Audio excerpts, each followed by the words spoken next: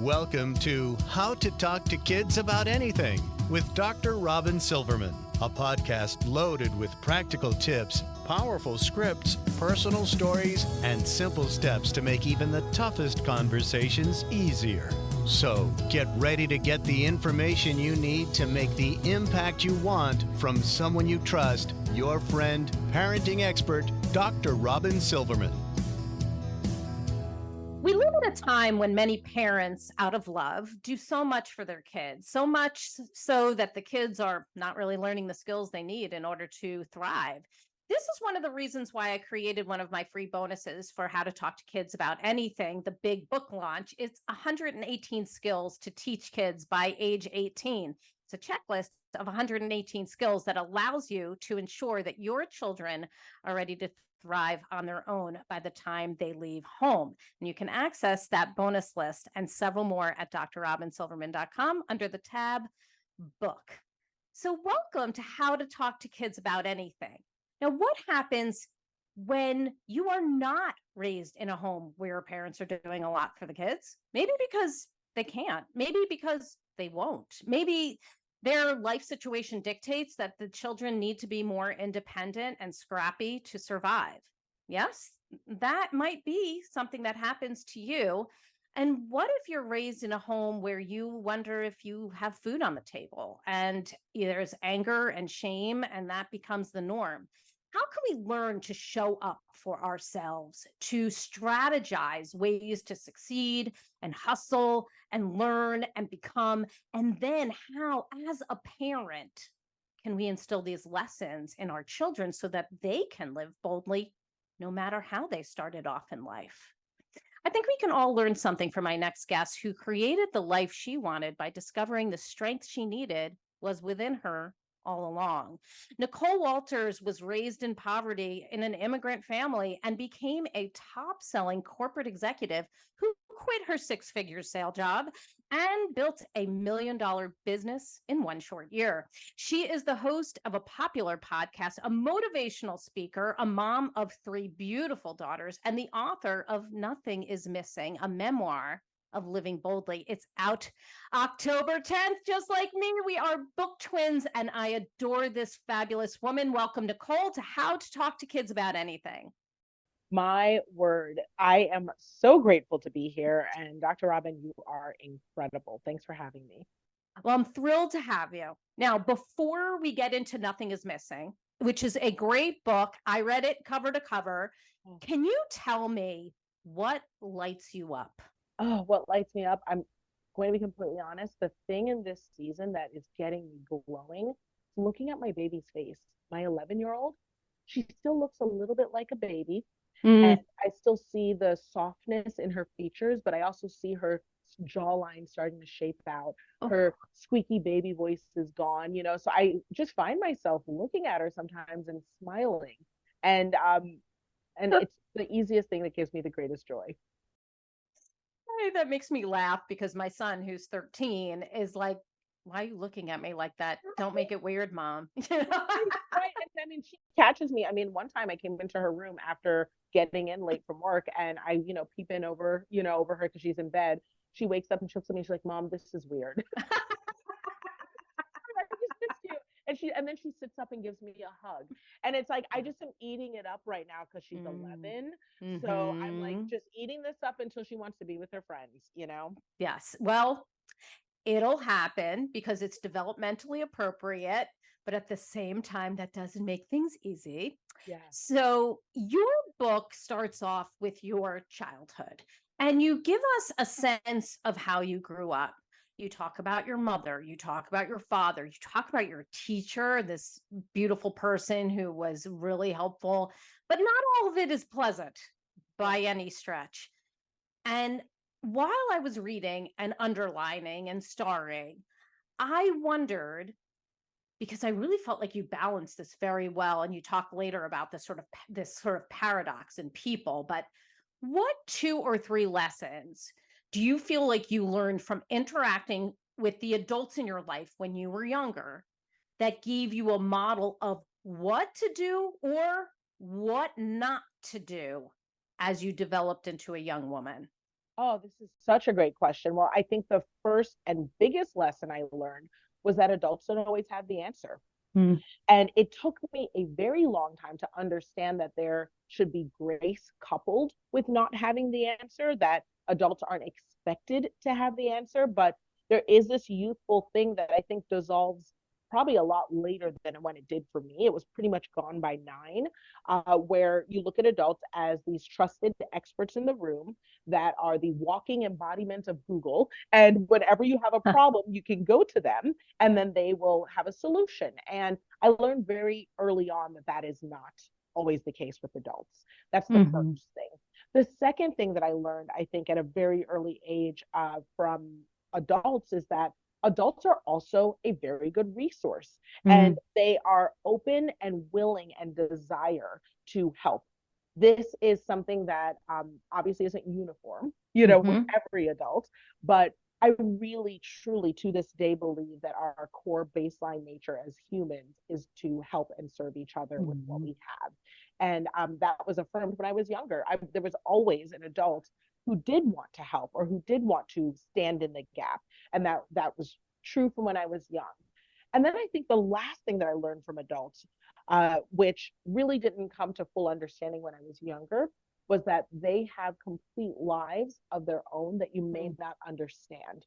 And Mm-hmm. when I was younger, that really manifested in confusion for me because I didn't understand how an adult can enter one room in one emotional state and then end up being in a different emotional state, and how I would have to interact with that as a child.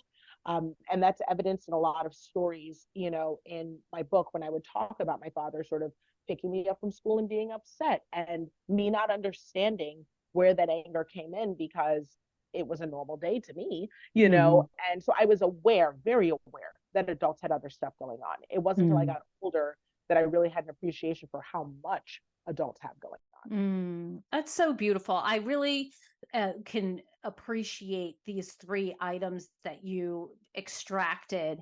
And I found it interesting, your final one, because I remember when you were talking about when your mom and you were visiting her home place Mm-hmm. where she, got off that plane and she seemed so much more Light confident up. and yeah, and lit up, and that she was the owner of one of the stalls, and Yeah. this was all a surprise to you. I also find it interesting, though, based on what you're saying, and I just want to underscore this, that when you're saying adults don't need to know all the answers and they do have some answers, I just want everybody to take that in, that when your child is asking you questions, if you don't know the answer, it's okay to say, I don't know. It's okay to say, let's look that up together. It's okay to bridge them to somebody else who may be more knowledgeable in that particular area. For example, when my daughter was asking me about breastfeeding because I hadn't done it, Of course. because I'm an adoptive mom and I hadn't done that. I said, hey, Aunt Heather would be a great person to ask that to. That's one of my very dearest friends who at the time was pregnant. And you could ask those questions. She had 2 other children who were biological. So you don't need to know all the answers, but you do have many, and we do have great experiences that we can come from. It's just important to know that you don't have to have all of them. And I really appreciate that. I think we all do. Yes, and this is so powerful. I think what you're calling out here, a lot of my book talks about that confusion and me sort of stumbling into different moments in my life, trying to figure it out, Yeah. and the beauty of it is she figures it out, right? Yes. That is hardly a spoiler alert because boy, is there a lesson in the figuring out. But what you're calling out to me that's also powerful as a mother of 3 adopted kids of my own is that, you know, letting your kids know that you're willing to stand in the confusion with them is so much Mm, more powerful than letting them be in the confusion alone, mhm, because then they don't have to be scared of not knowing and they feel empowered to seek out answers. So mm. that is really, I mean, you always give solid feedback, but it's so neat chatting with you about my book and being able to look at it from the lens of an expert who's able to see, like, look, there are so many things to extract from this. So Yes. yes, for me, 100%, a lot of my childhood was confusion, and sorting Mhm. things out. Um, but you're right, adults were there as an answer. It's great, and that, and coming from that, if we dig in a little bit deeper, even in your intro, you're talking to us. It's almost like a love letter to us. Like, we can't wait for a mentor to drop in our lap, the teacher to drop in our lap, the chance to come and find you. So for those people who are listening, either for themselves or because they're advising their kids as a parent, I have a lot of educators on, a lot of coaches who work with children in the after school arena, teaching gymnastics and martial arts and swim and dance and cheer. What piece of advice with regard to how to make your life happen, even as a teenager or a kid or as a young adult? What advice do you have to make your life happen rather than waiting for something to come by, drop in your lap, and sort of make it easy? Well, what's interesting about that is, first, your listeners, all the friends who are gathered here for this chat, are saints. Okay. I mean, my word, they are nothing but the people who are underappreciated, underpaid, undervalued, and most needed and cherished, because you guard our babies. So thank you to all of you. But when it comes to really setting out and achieving all the things you want to achieve in your life, I can be really transparent. I mean, I adopted 3 kids that I met from the side of the street in Baltimore. I didn't know what I was doing when I stepped in to be a mom. Soon after that, I quit my job live online in front of 10,000 people to branch into entrepreneurship because I needed to make money to take care of these kids. I was 28 at the time. Like, I did not know what I was doing. And I talk about that through these moments in the book. I fortunately, childhood taught me to be comfortable with a little bit of confusion and not knowing. And if there's anything I can tell anyone who's in a position where they're saying to themselves, I do want to build things for myself, I do want to branch out and live completely and answer the call, it's that you aren't going to have all the answers, that you aren't going to be able to move forward with perfection, and you will absolutely feel fear and a little bit of anxiety, even if you know it's right, and we can all say that about being a mom. When you decide, whether biologically or adoptive, or through surrogacy, that you are going to carry a child or have a child in your home, you have no idea what the teen years will bring. Okay, that's something me and Dr. Robin were joking about now with our preteen. Yes. It's going to bring, but we still do it because we are certain it's going to be meaningful, and we trust ourselves to be ready to attack it. And we know that we're going to handle all those resources, and we need to apply that sameness to ourselves and to what we want to pursue, and know that, cheesily enough, like my title, nothing is missing. You have everything you need, and including the ability to find and ask for what you need in order to get the job done. It's important for us to kind of just realize that it's almost a permission. It's a permission to be confused. It's a permission to not do it all on our own. You and I were even talking right before we got on today about, working together and things that, how do you expand what you're saying to more people? And how do we get these, we have book twins, our books into the hands of different people who may not have been following us right now, or haven't listened to my podcast, or haven't listened to your podcast. And these are people who would both really enjoy this. So how do we do that? Well, you ask, you offer, you extend a helping hand, which is really important, and something I think our kids need to learn. You mentioned your daughters, and I just want you to kind of clue people in, because it's such a good story. It's such an important story, and so much of what you've done is, I know you worked for, but it also feels so faded in so many ways. So how did meeting your daughters change you, and what happened, and what do you always want to remember about those first experiences that changed you?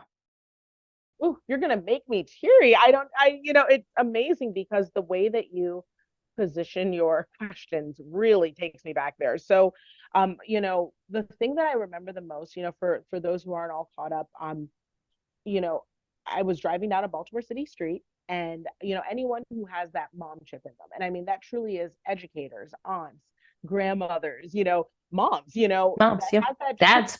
dads, right? That chip in them that says, that doesn't look quite right. I mean, I saw my daughter panhandling on the side of the street with her bio mom, and it was 10 o'clock. It was October. It was cold. I was like, this is not adding up the way I'd like it to. And I feel very strongly that I should pull over and just inquire, And so Mm-hmm. I did that. And, long story short, within a month, I'd met this 3-year-old, her 11-year-old sister, and her 14-year-old sister. And I'd been supporting them as a mentor. And, going to their school, bringing them groceries. I just lived down the street. I was 28 at the time. So I was like, I'll just help out how I can help out. And their mother did tell me she was going to be incarcerated for substance abuse. And so at that point, I said, okay, well, what's going to happen to the girls? Which I think is literally what everybody who has that chip right now is saying in their head. And I said, well, I'll take them, so they don't go into the system, so they don't get split up, Mm. and so they can stay as much in their life, because I lived in the same school area as they're in right now. So I ended up getting in all 3 of these girls and kind of, caring for them. But when their mother was, released, it was very clear that we'd at least entered at the start a co-parenting situation. And, Mm. very quickly it became, from mentor to mom. And, that was almost a decade ago. So that being said, the thing from that time frame that, this is being super transparent, that I remember the most, and honestly that I want to hold on to, get back to, and reclaim from 10 years ago, is this fire I had to create, solely because I was experiencing the benefit of giving completely. Mm. And what I mean by that is, and I think everyone kind of understands what I'm saying, this fresh start feeling that I think a lot of us felt like we've lost since sort of the pandemic, and our lives Mm. kind of being upturned in the past couple of years, just really wanting to build and dive in and create. And this book is so much of that for me. It's Mm-hmm. me saying, you know what, I'm not just talking about business consulting, No. which is my trade and my skill. Right. I'm telling you the why behind the what. Here's how, I can tell you what I built and I can show you how to build that, but here's why I built it. And it really is about my family. It's Mm-hmm. about these girls. I want to be available to them. I want to leave a legacy for them. I want them to love themselves and know that their destiny is not going to be dictated by where they started. And this book does that for them, and hopefully for everyone else too. Mm. I think that people wouldn't fault you for feeling like you are not enough given where you started. Thank you. I don't think that the people would fault your girls for feeling like they were not enough. And while you have a chapter devoted to you are enough, I felt like that thread was throughout your book. It's something that I explore in my book as well. Like I mentioned, you and I both mentioned, there's a lot of overlap Oh, they go between, together. yeah, They go together. It is like, I mean, we literally were talking about it before, that I almost feel like we'd be remiss to not let people know that there's almost a bundling of the yeah, two, because it's an understanding that I think really helps. yes, So good. yes. It's so interesting how the two of them coincide, and the concept of you are enough. My one of my chapters is on that, how to talk to kids about being enough, about Yeah. their self-esteem, about their self-confidence, about their body image. So mine coming from what to say to help kids understand their worth, their strengths, their abilities, their comfort in their own skin. Yours helping people discover that they had strengths within them all along. They didn't need to do anything but discover them, develop them, use them. So how did you help your own daughters see that they were enough as they were, so that the parents and teachers and coaches who are listening, who have in their head that child who needs this so badly, how did you help your daughters to realize that they were enough as they were? So I'm gonna, again, I'm always very candid, say all of this, being very open to whatever your feedback is, because you're the professional in the room to contextualize this and tell me kind of what I did well and what I didn't, because each of my daughters was different. And I think that that's something a lot of parents can understand, that, you Mm-hmm. raise these kids, and honestly, through the toddler phases, they might have different energy levels and personalities, but we're feeding them, we're changing them, that. But they get to sort of this preteen phase where they really start self-identifying with their own, maybe I have one that's a little more quiet or one that's a little bit more bold, Right. and then maybe they change again at 18, that sort of thing. So I can honestly say, especially with the sprinkling of the adoptive ick, where Mm-hmm. there's, things that existed long before I was in the room. My eldest daughter's 24 right now, and she is a year into her sobriety journey. Mm-hmm. So, you'll hear in the book kind of how that played out, but she was dealing with worth things that existed because I got her at 14, long before Mm-hmm. me, and a lot of things that happened within her journey are, I mean, transparently, she looked at me at one point and said, "How can I believe that you love me when my own mother didn't?" You Oh, know, and right. it's the most heartbreaking thing you can Of hear because course. you know, her when I look at her, I tell my girls this all the time. When I look at them, they're like diamonds Mm-hmm. walking around. That's what I see is I see diamonds walking around. So I cherish them that way. And so my eldest one, honestly, the way that I've been able to show her her worth is I always treat her with the respect that she can't find anywhere else, so Mm. that she knows that um, there's nothing she can do because I mean, here's the hard part of being a mom: your kids are the worst to you, and Mm-hmm. of anyone else. You know what I mean? She feels Mm-hmm. so safe to truly Yep. let me see the worst of her in a way she wouldn't with strangers. And no matter what she has shown me, I have made very clear to her I am never leaving. And that lets her know that, I mean, she keeps coming back no matter what. She know whether it's for a recipe on how to make broccoli to, figuring out her sobriety and getting into treatment. She knows I am a safe landing spot for her that is stable. But that is a work in progress. My middle daughter, who is 21, and she is the daughter who, by on paper is the obedient and well managed and self caring like that, but she also had been parentified, or parentification, where Mm-hmm. she was in charge of keeping things together, taking care of the little one, and cooking meals, being responsible. And it was wonderful that she's so helpful, but Mm-hmm. her worth exists beyond how she serves within a home. So a Mm. lot of it has been for her having fun with her, encouraging her to have a good time, giving her the freedom to get out in the world, and Mm-hmm. letting her know she has the space to experience and she's safe to do that. And the way that I've shown her she's worth spoiling herself and loving herself is by taking parenting off of her and Mm-hmm. saying, everything is fine. I got it. You can go be messy in the world. And that's what's worked for her. And then for my little one, my 11-year-old, her worth has absolutely come from being very clear and intentional from age 3 with the language about letting her know, do you know how amazing you are when you wake up?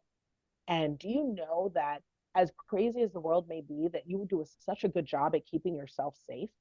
And do Mm-hmm. you know what a hard worker you are and how proud I am of how hard you work? And do you think you're a good friend? And she'll say yes. And I'll say, tell me some ways that you think you're a good friend. And I'm like, that's amazing. Do you think there's anything I also am very open with parenting with her. I always ask her for feedback. So basically it's just sort of these things where I try to make sure, in a world that seems to make your worth have to be tangible or material or validated through ways that you accomplish things. With my little one, I've really worked hard to let her know that her worth is something that is intangible, Mm-hmm. intrinsic, and does not go up and down based on what she does during the day. So when she brings home an A, that's terrific. But I want you to know that even if you brought home a C, I would still love you. And you are Yes. amazing and you are worth everything in the world. And this is just a measurement of what you do in school. It is not a measurement of who you are. So Mm-hmm. contextualizing is what I do a lot with her. And I just pray it works. Being completely honest, Dr. Robin, I'm ready for you to tell me that I'm a hot mess express because Mm. I have a Target trip later today and I just Mm-hmm. restocked on cheese. I can cry in So the you car. tell Oh, me How I'm doing because I think I you don't are know. doing beautifully. Oh my I am goodness. just I am just completely swept away. And I think it is beautiful that you see your girls as individuals and that they know that you're the safe haven. That is incredibly important. I'm hearing you say with your, with your first one, that you help her to see her worth that she wasn't getting from everyone else, which was what you were saying. But I also feel that you were helping her to see the worth that she couldn't see herself. Correct. And And still doesn't, honestly, and it's that's what so substance important. abuse is tied to. Yeah, It's right. it's not understanding that you're worth treating yourself better. And Exactly. so yeah. Yeah, and being able to help her to borrow the Mm. faith you have in her until she can develop it on her own.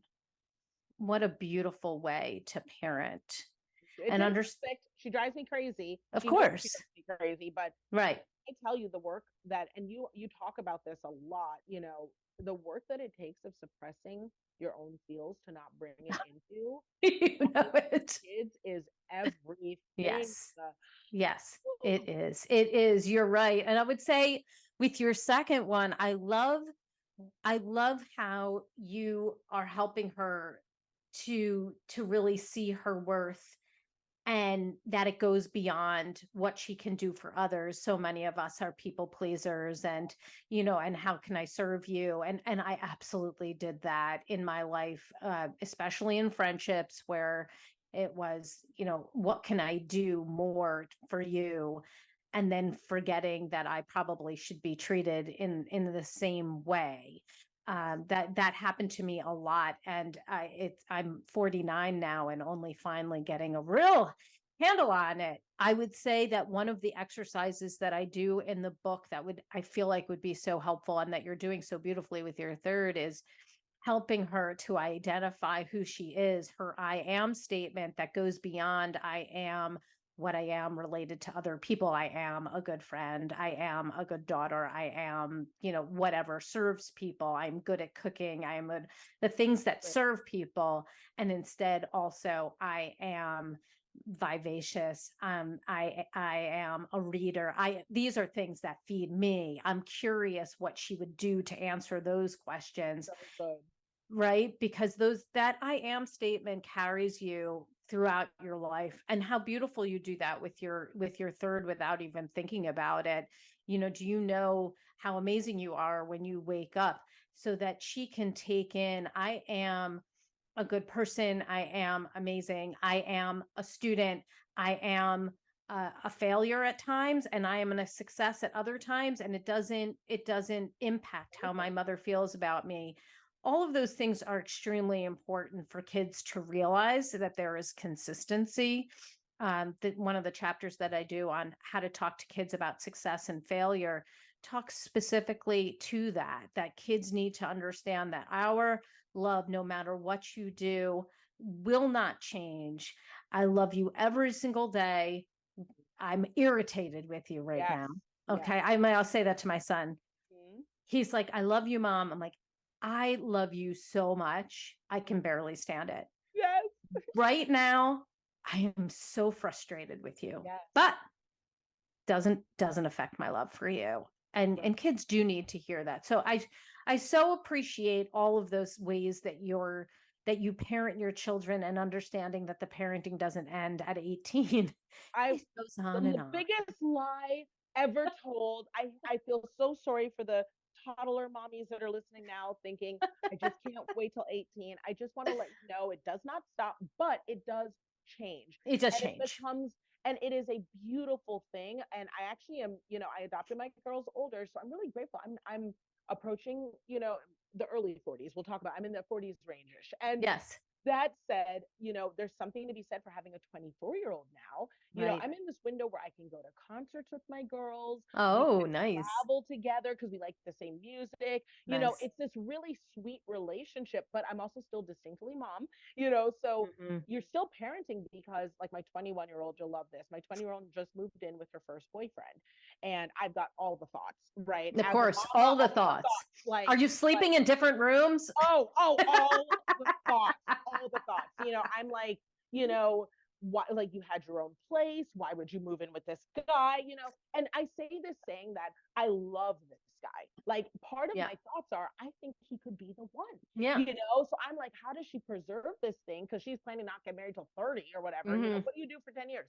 So the difference in the relationship is, because she's 21, she's just barely outside of the realm of me saying heck no. Yeah. Right. It's, Right. she's saying to me, Mom, because of our relationship, this is what I'm thinking of doing. Can you tell me if there are any gaps in what I'm seeing? Ooh, wow. That, Impressive.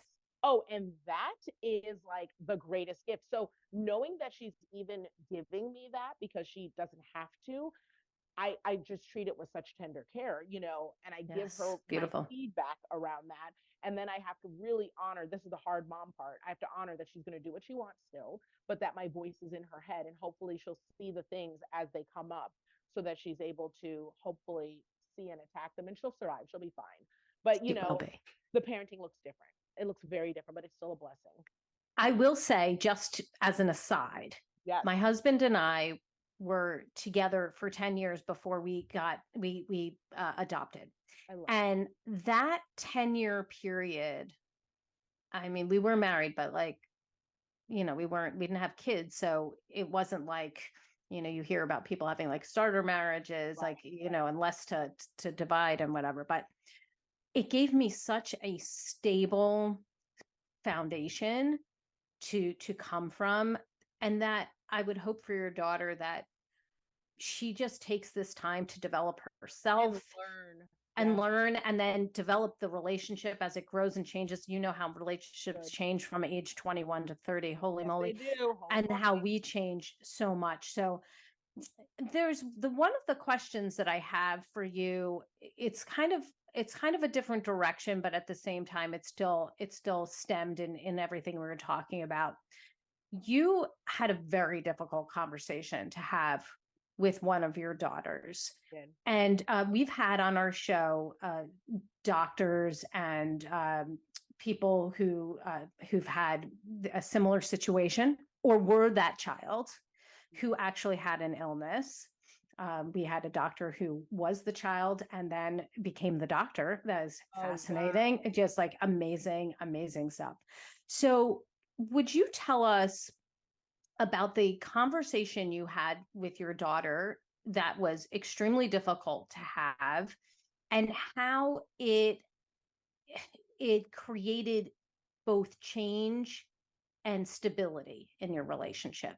Yes. So, I mean, and I'm so excited to hear your take on this, because I've never had it. I've only Mhm. shared it and I've only experienced it, but I really don't know what I did right or what I could have done differently. So, um, in 2019, my middle child, my sweet little one, was diagnosed with stage 4 cancer, and given a few months to live. And Mm. gratefully, she's here and driving me crazy and moving in with her boyfriend. So all the dramas, end of story, she's fine. However, that journey, through chemotherapy and that Mhm. process was so much. Now, the day that we found out, I got a phone call, obviously from her doctor, saying lab work came back, bring her in ASAP, something's Mhm. going on. And Mhm. it's very rare. I think that anyone who sadly has gone through this journey or received a diagnosis of any sort, we all know that doctors don't like to diagnose on the phone, and Right. so, and mamas also feel a feel. So I knew it wasn't good. Right. And what was difficult was the relationship that I built, and I've talked to you about this, Dr. Robin, offline, but the relationship that I built with my girls is one where we're transparent, because Right. they've been in homes where people have lied, where adults have not been able to be trusted. They aren't consistent. So it was really important in our home to always say, if something felt like, not to walk around as the adults who are angry and not say, I'm angry, Right. to not have things happen and say, oh, everything is fine, because that confusion was really traumatizing for our girls. So here I am with the worst news I would ever wish on any parent, and not knowing whether or not to tell her, because we're still trying to figure out all the nuances. And I hardly had all the information to contextualize it for her. So, we take her in and she's sitting in the ER bed and they're doing blood work and we don't have any answers. And it was then that I looked at her and I could tell she's looking at me like, Mom, what's going on? And I talk about this and the whole journey in the book. And she finally says to me, Mom, what's going on? And I say to her, Chrissy, this could be anything from pneumonia all the way up to and including cancer. And cancer is a very real possibility. And I want you to know that whatever it is, even cancer, that I am here. I'm not leaving. We will find the answers. And there are answers, and we're in the right place. I'm here for you, and we will do whatever's required. And she looks at me in shock and says, cancer, and I, of course, as the mom, I'm trying to keep it together. Yeah. And she looks at me and says, cancer. And then the next sentence she says is, I'm not going to die from this if it is. And I said, okay, well, if that's what it is, then that's what we will do, allowing her to set the terms of what this is, because it's her body.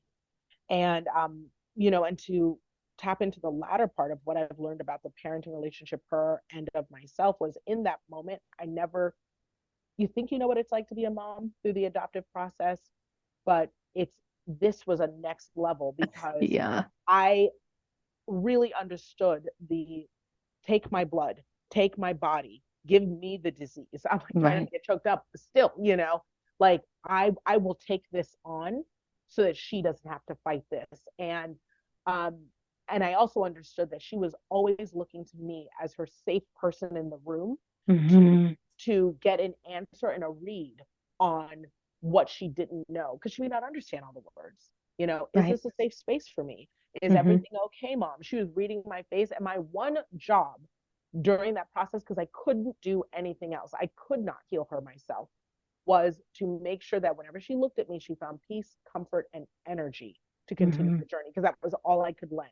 And then to be there as her advocate, to listen. I mean, I can't tell you how many times I've been stern with doctors in the hallway. And sure.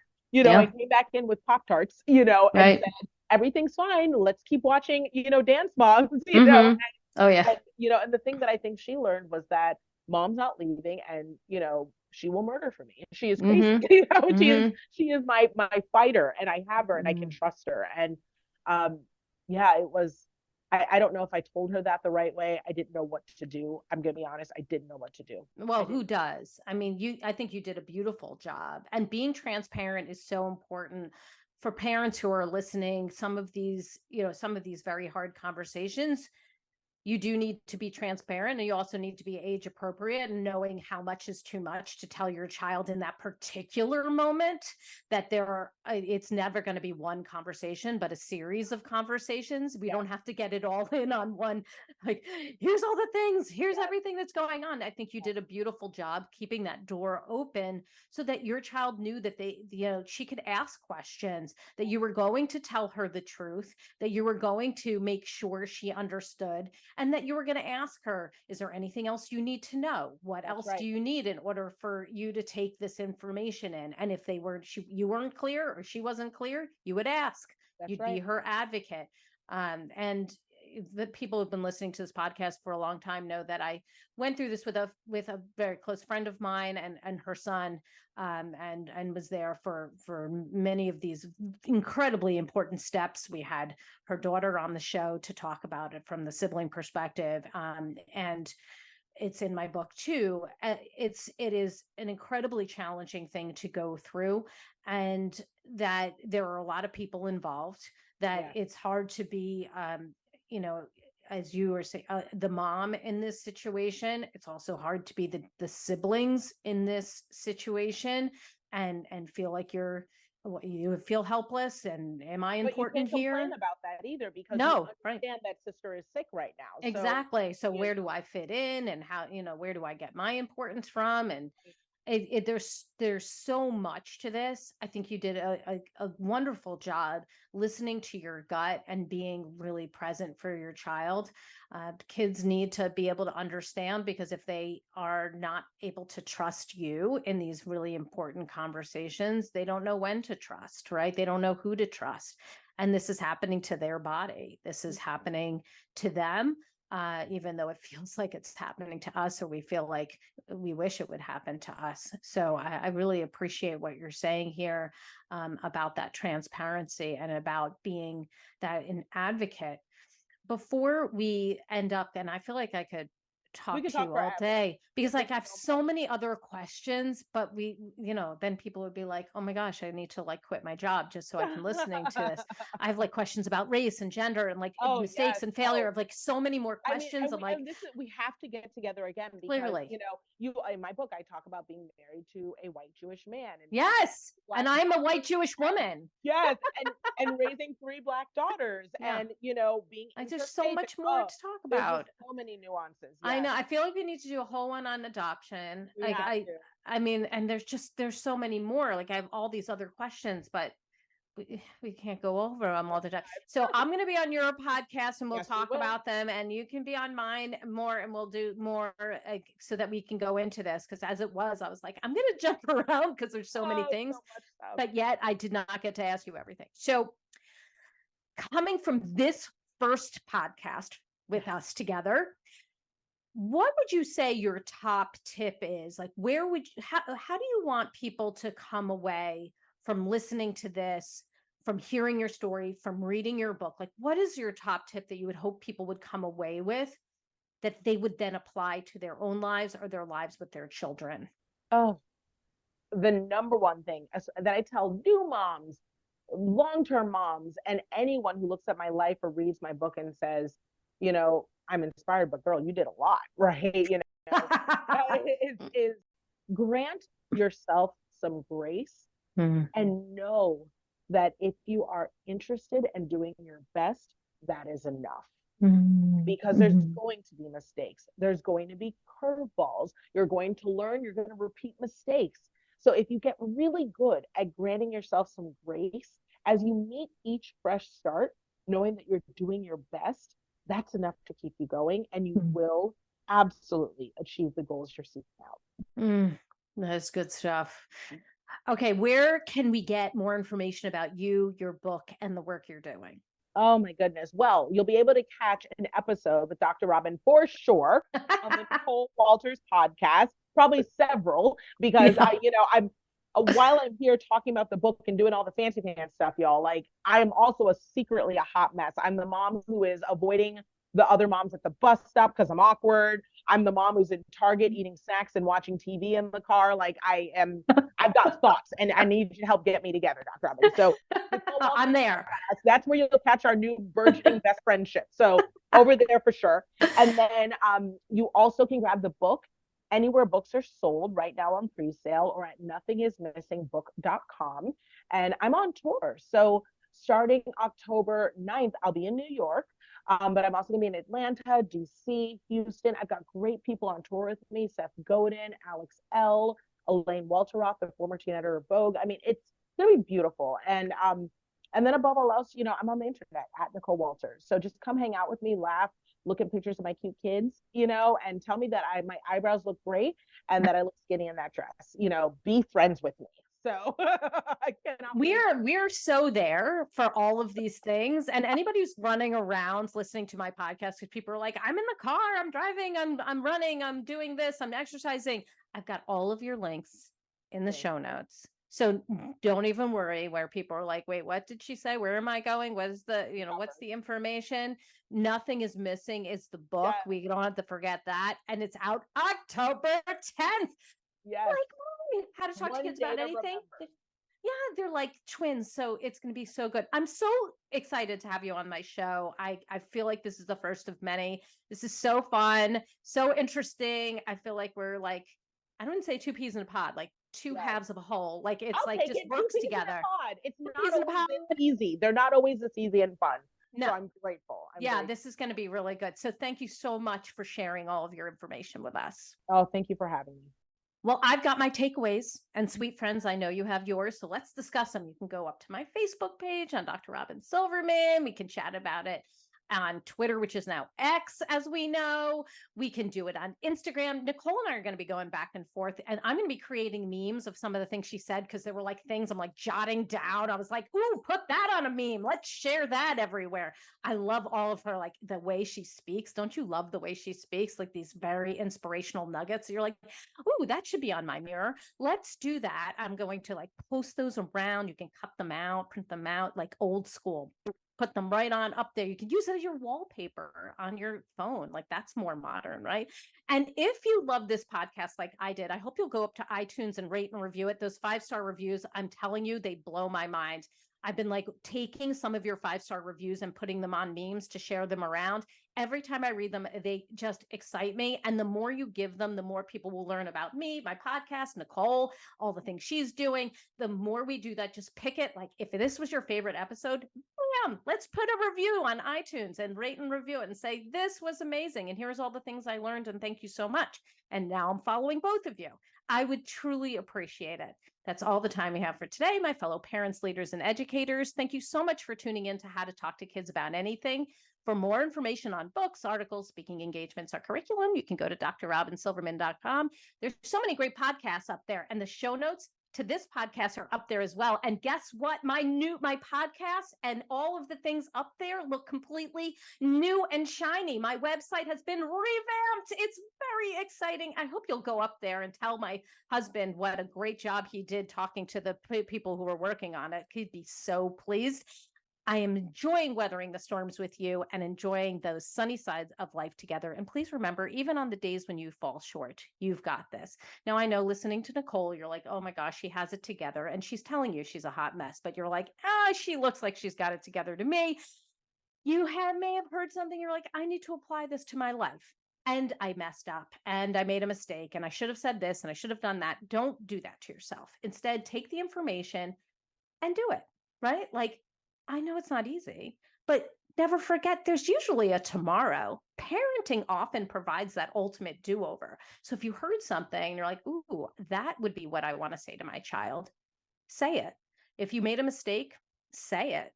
Tell them, I made a mistake. Here's what I wish I said. And let's do it again. I see you and I'm right there with you.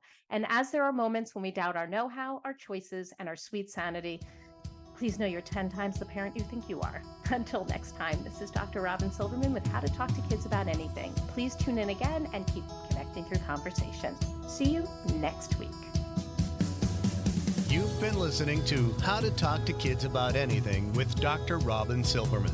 For more information on books, articles, speaking engagements, or curriculum, please visit drrobinsilverman.com.